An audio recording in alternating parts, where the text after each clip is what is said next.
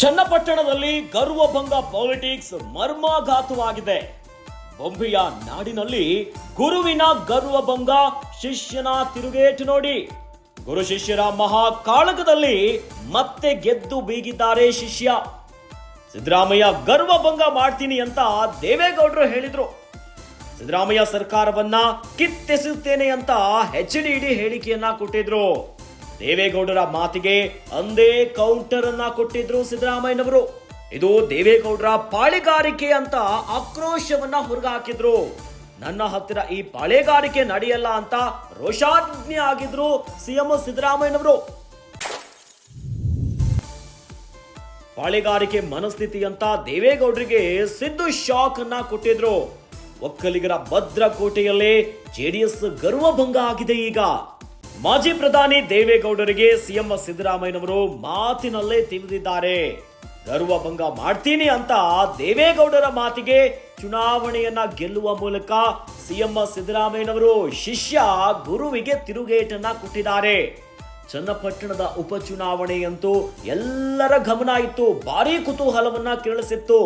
Neck to neck fight ಇರುತ್ತೆ. ಯಾರು ಗೆಲ್ತಾರೆ, ಅಚ್ಚರಿಯ ಅಭ್ಯರ್ಥಿಯನ್ನ ಕಾಂಗ್ರೆಸ್ ಕಣಕ್ಕಿಳ್ತಾರೆ. ಇವೆಲ್ಲದರ ನಡುವೆ ಗುರು ಶಿಷ್ಯರ ನಡುವೆ ಗರ್ವಭಂಗದ ಪಾಲಿಟಿಕ್ಸ್ ಇತ್ತು ಒಂದು. ಆ ಪಾಲಿಟಿಕ್ಸ್ ಈಗ ಮರ್ಮಾಘಾತವಾಗಿಬಿಟ್ಟಿದೆ ನೋಡಿ. ಬೊಂಬೆಯ ನಾಡಿನಲ್ಲಿ ಶಿಷ್ಯನ ತಿರುಗೇಟು. ಗುರು ಶಿಷ್ಯರ ನಡುವಿನ ಮಹಾ ಕಾಳಗದಲ್ಲಿ ಮತ್ತೆ ಗೆದ್ದು ಬೀಗಿದ್ದಾರೆ ಸಿಎಂ ಸಿದ್ದರಾಮಯ್ಯನವರು. ಸಿದ್ದರಾಮಯ್ಯನವರ ಗರ್ವಭಂಗ ಮಾಡ್ತೀನಿ ಅಂತ ಮಾಜಿ ಪ್ರಧಾನಿ ದೇವೇಗೌಡರು ಹೇಳಿಕೆಯನ್ನ ಕೊಟ್ಟಿದ್ರು. ಇನ್ನು ಸಿದ್ದರಾಮಯ್ಯ ಸರ್ಕಾರವನ್ನ ಕಿತ್ತೆಸುತ್ತೇನೆ ಅಂತ HDD ಹೇಳಿದ್ರು. ಇದಕ್ಕೆ ಕೌಂಟರ್ ಅನ್ನ ಅಂದೇ ಸಿಎಂ ಸಿದ್ದರಾಮಯ್ಯನವರು ಕೊಟ್ಟಿದ್ರು. ಇದು ದೇವೇಗೌಡರ ಪಾಳೆಗಾರಿಕೆಯಲ್ಲ, ನನ್ನ ಹತ್ತಿರ ಈ ಪಾಳೆಗಾರಿಕೆ ನಡೆಯಲ್ಲ ಅಂತ ನಿಗಿ ಕೆಂಡವಾಗಿದ್ರು. ಈ ರೀತಿಯಾಗಿ ಪಾಳೆಗಾರಿಕೆ ಮನಸ್ಥಿತಿ ಅಂತ ದೇವೇಗೌಡರಿಗೆ ಸಿಎಂ ಸಿದ್ದರಾಮಯ್ಯನವರು ಶಾಕ್ ಅನ್ನ ಕೊಟ್ಟಿದ್ರು. ಈಗ ಒಕ್ಕಲಿಗರ ಭದ್ರಕೋಟೆಯಲ್ಲಿ ಜೆಡಿಎಸ್ ಗರ್ವಭಂಗ ಆಗಿಬಿಟ್ಟಿದೆ. ಏನು ದೇವೇಗೌಡರು ಸಿದ್ದರಾಮಯ್ಯನ ಸೊಕ್ಕು ಮುರಿಬೇಕು,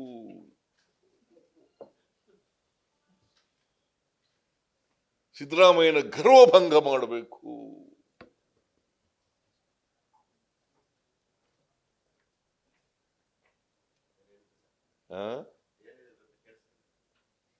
ಸೊಕ್ಕು ಮುರಿಬೇಕು, ಗರ್ವಭಂಗ ಮಾಡಬೇಕು, ನನ್ನ ಕಾಂಗ್ರೆಸ್ನ ಕಿತ್ತೊಗಿರಿ, ಕಾಂಗ್ರೆಸ್ಸಿನ ಅಧಿಕಾರದಿಂದ ತೆಗೆಯದೇ ನನ್ನ ಜೀವನದ ಉದ್ದೇಶ.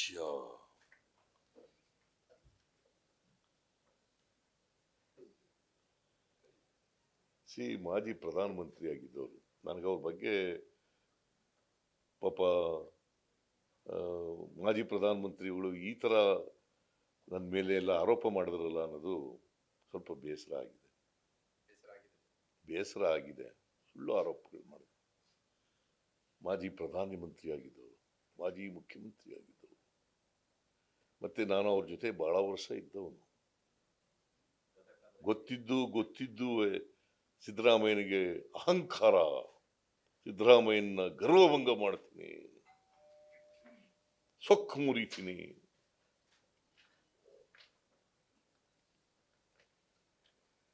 ನಾನು ಅಧಿಕಾರದಲ್ಲಿದ್ದರೂ ಒಂದೇ ತರ ಇರ್ತೀನಿ, ಅಧಿಕಾರ ಇಲ್ಲೇ ಹೋದ್ರೂ ಒಂದೇ ತರ ಇರ್ತೀನಿ. ಮತ್ತೆ ಮೊನ್ನೆ ಅಧಿಕಾರಕ್ಕೆ ಬಂದಿಲ್ಲ. ನಾನು 2 ಸಾರಿ ಮುಖ್ಯಮಂತ್ರಿ ಆಗಿದ್ದೀನಿ,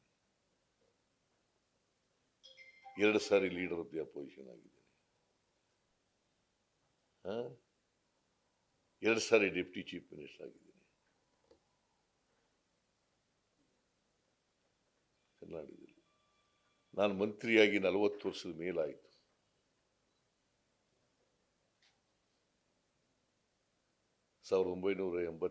ಆಗಸ್ಟ್ 17ನೇ ತಾರೀಕು ಮಂತ್ರಿ ಆದದ್ದು.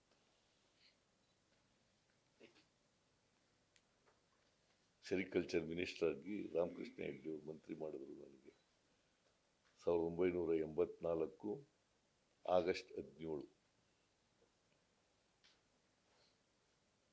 40 ವರ್ಷದ ಮೇಲಾಗಿದೆ. ಯಾವತ್ತೂ ಕೂಡ ದುರಂಕಾರ ಇಲ್ಲ.